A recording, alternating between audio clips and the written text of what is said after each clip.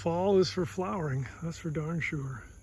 And if you live in an area where you can grow Muhlenbergia, aka Muhley grass, this is what you just might end up with. This grass needs full sun. It is native. It is unfortunately not terribly hardy past zone 7, but my goodness, it is beautiful. But just in case you think that's all there is in the world of Muhley grass, I'm going to slowly take you around here. I'm in the State Botanical Garden of Georgia. It really is quite something.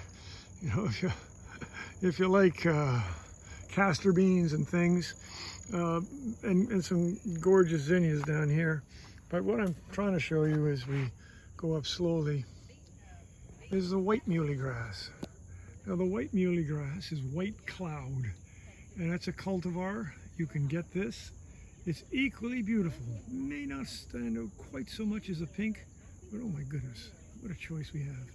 Anyway, have fun gardening. Fall is definitely for flowering. Have a ball.